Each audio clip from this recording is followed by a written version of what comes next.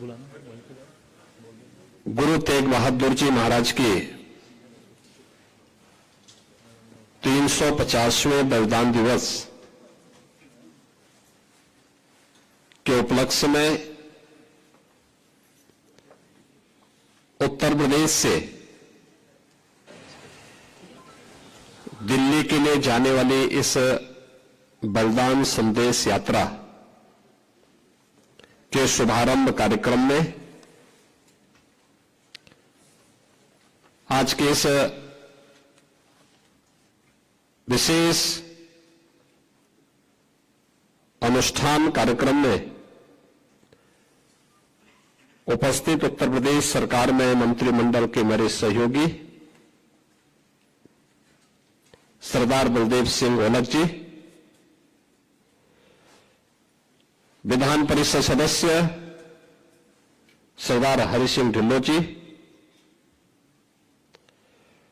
अल्पसंख्यक आयोग के सदस्य और इस कार्यक्रम के संयोजक सरदार प्रविंदर सिंह जी,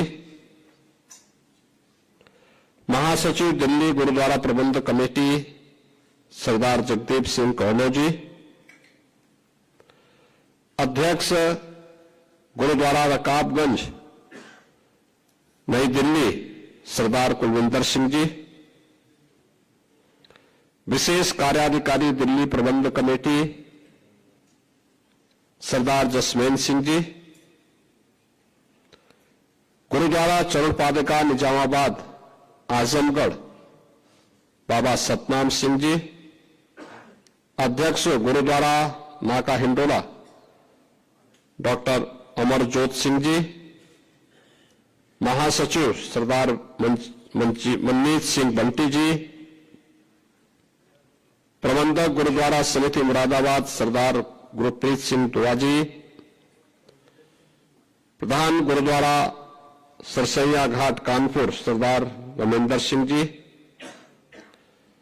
संरक्षक गुरुद्वारा प्रबंध समिति रायबरेली सरदार अवतार सिंह छावड़ा जी, सरदार डॉक्टर गुरमीत सिंह जी, अध्यक्ष साहिब श्री गुरु गोविंद सिंह सेवा समिति सरदार त्रिलोचन सिंह जी, गोरखपुर से यहां पर पधारे सरदार जगनैन सिंह नीटू जी, मुजफ्फरनगर से हमारे यहां पर पधारे सरदार सुखदर्शन सिंह वैदी जी, ब्लॉक प्रमुख पीलीभीत और वहां के चेयरमैन सरदार गुरुभाग सिंह जी, अध्यक्ष गुरुद्वारा सिंह सभा बहराइच सरदार मनदीप सिंह वालिया जी, उत्तर प्रदेश के सूचना आयुक्त श्री स्वतंत्र प्रकाश जी, प्रदेश के अलग अलग जनपदों से यहां पर उपस्थित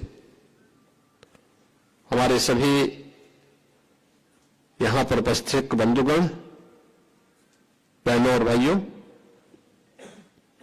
मैं सबसे पहले आप सबका मुख्यमंत्री आवास पर उत्तर प्रदेश सरकार और उत्तर प्रदेश वासियों की ओर से हृदय से स्वागत करता हूं, आप सभी का अभिनंदन करता हूं।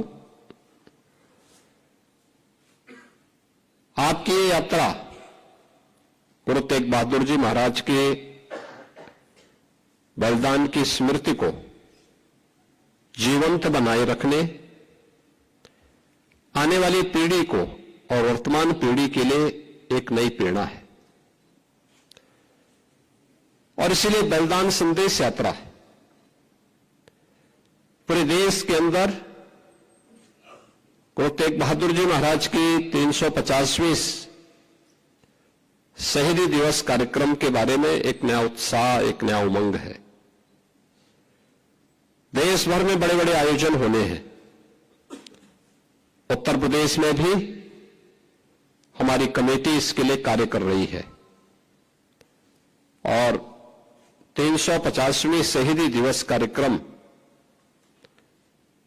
का पहला कार्यक्रम आज उत्तर प्रदेश से, उत्तर प्रदेश की राजधानी लखनऊ से दिल्ली के उस ऐतिहासिक गुरुद्वारे के लिए प्रस्थान करने जा रही है जहां पर सनातन धर्म की रक्षा के लिए गुरु तेग बहादुर जी महाराज ने अपना शहादत दिया था। यानी 350 वर्षों के इस पूरे इतिहास को एक जीवंतता प्रदान कर रहे हैं इस यात्रा के माध्यम से, इन कार्यक्रमों के माध्यम से। कैसा कालखंड रहा होगा जब उस समय औरंगजेब जैसा क्रूर और बर्बर शासक रहा हो, और उस समय सनातन धर्म पर हो रहे हमलों को ध्यान में रख करके एक जगह नहीं, हर जगह से अत्याचार के समाचार आते थे। औरंगजेब ने तो एक संदेश ही, एक इस प्रकार का एक उसका उद्देश्य ही था, किसी प्रकार से तिलक और जनेऊ को समाप्त करके सनातन धर्म को हमेशा के लिए समाप्त करो। इस्लामीकरण के जिस बड़े अभियान को लेकर के आगे बढ़ा था, उसमें सबसे पहले चुनौती उसको किसी ने दी थी? गुरु तेग बहादुर जी महाराज ने दी।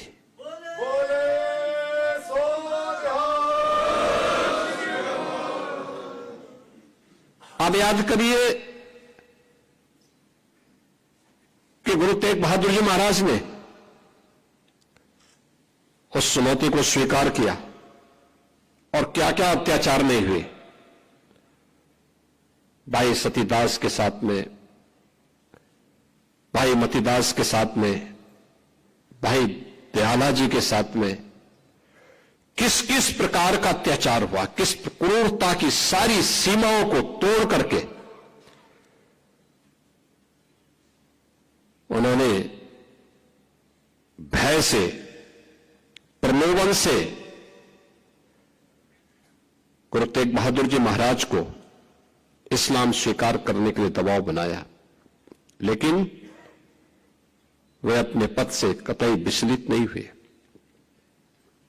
उन्होंने अपनी शहादत दी, लेकिन आने वाली पीढ़ी के लिए एक नई प्रेरणा भी दे दी। यही शहादत की परंपरा है जिस पर वर्तमान भारत की नींव खड़ी है। आज हम स्वतंत्र भारत में दुनिया की चौथी बड़ी अर्थव्यवस्था के रूप में अपने आप को स्थापित किए हैं। प्रधानमंत्री मोदी जी के नेतृत्व में भारत दुनिया की चौथी बड़ी अर्थव्यवस्था बनी है। पूरे देश और पूरी दुनिया के अंदर एक नया उत्साह है। इसकी नींव में इस शहादत है, वह बलिदान है जो 4-4 साहबजादे देश और धर्म की रक्षा करने के लिए अपने आप को बलिदान करने में संकोच नहीं करते। और यही कारण है कि सत्य को कोई समाप्त नहीं कर सकता है। हर काल, हर परिस्थिति में वह अपनी आप के अस्तित्व को बनाए रखता है, और यही तो हम सब देख रहे हैं। सिख गुरुओं का इतिहास भारत की उस सच्चाई को हम सबके सामने, देश और दुनिया के सामने प्रस्तुत करता है, जिस इतिहास पर वर्तमान भारत की एक सुदृढ़ नींव खड़ी है। आज जब हम 350 शहीदी दिवस कार्यक्रम के व्यापक अभियान को लेकर के, संदेश यात्रा को लेकर के यहां से चल रहे हैं, याद करना, जब हम आगे बढ़ते हैं तो हमारे सामने चुनौती भी उतनी कठिन होती है। मैं यहां धन्यवाद दूंगा लखनऊ के अपने गुरुद्वारा से जुड़े हुए, प्रबंध कमेटी से जुड़े हुए सभी पदाधिकारियों को। मैंने जब पिछली बार एक कार्यक्रम में नाका हिंडोला में इस बात का उल्लेख किया था कि पीलीभीत और अन्य कुछ स्थानों पर कुछ धर्मांतरण की बातें सामने आई हैं। हम सरकार के स्तर पर तो कार्रवाई कर रहे हैं, आप भी इसमें थोड़ा सजग होइए। और यहां की टीम गई और घर वापसी के बड़े कार्यक्रम को उन्होंने वहां पर आगे बढ़ाया। आपने देखा होगा किस प्रकार की साजिशें हो रही हैं। अभी बलरामपुर में एक बड़ी कार्रवाई को हम लोगों ने आगे बढ़ाया है। आपने देखा होगा उसने रेट तय किए थे। यानी कैसे धर्मांतरण के कार्यक्रम को आगे बढ़ाना है।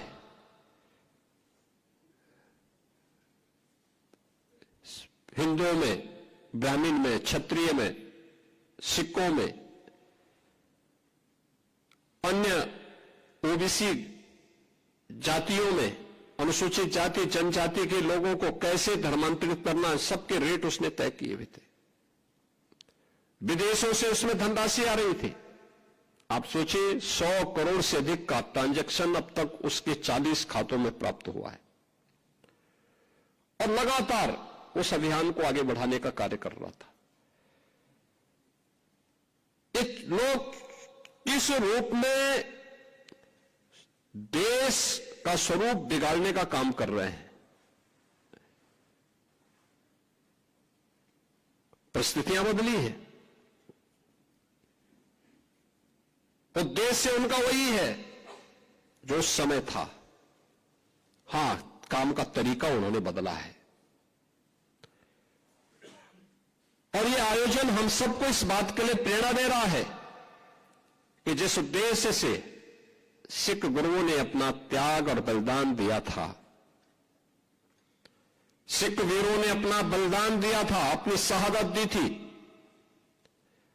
आज वर्तमान पीढ़ी को उस शहादत की परंपरा को फिर से वर्तमान परिप्रेक्ष्य में जीवंत बनाए रखने के लिए एक नई रणनीति के तहत कार्य करने की आवश्यकता है। याद करना, हिंदू और सिखों के बीच में फूट डालने के प्रयास तो तमाम लोग करेंगे, लेकिन जो हमारे स्वयं के बीच में हम सबको तोड़ने की, कमजोर करने की साजिशें हो रही हैं, इससे कौन बचाएगा? और हमें इसके प्रति सतर्क होना पड़ेगा। हम सब आभारी हैं उत्तर प्रदेश के अपने सभी सिख नेतृत्व का, और मैं तो धन्यवाद दूंगा दिल्ली गुरुद्वारा प्रबंध कमेटी के अपने सभी पदाधिकारियों का भी। उत्तर प्रदेश के हर कार्यक्रम में उनका बहुत सकारात्मक योगदान प्राप्त होता है और उत्तर प्रदेश के हमारे ये पूरी टीम एक भाव के साथ मिलकर के कार्य करती है। और यहां पे जब भी कोई आवाज हम सामूहिक रूप से आगे लेकर के चलते हैं, वो एक राष्ट्रीय आवाज बनती है और वो सफल भी होती है।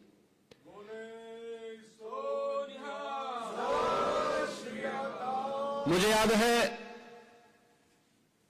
गुरु नानक देव जी महाराज की 550वें प्रकाश पर्व के अवसर पर यहां पर कीर्तन का कार्यक्रम आगे बढ़ा। इसके उपरांत तो अनेक ऐसे कार्यक्रम हुए। बाल दिवस का कार्यक्रम हम लोगों ने जब कोविड कालखंड में प्रारंभ किया तो वीर बाल दिवस का आयोजन 26-27 दिसंबर के अवसर पर करते हुए यहां पर आवाज उठी थी कि राष्ट्रीय स्तर पर हो। और हम आभारी हैं प्रधानमंत्री मोदी जी के, उन्होंने 26 दिसंबर की तिथि को वीर बाल दिवस के रूप में अखिल भारतीय स्तर पर इस आयोजन को आयोजित करने का निर्णय लिया और अब यह एक अपने आप में राष्ट्रीय आयोजन बन गया है।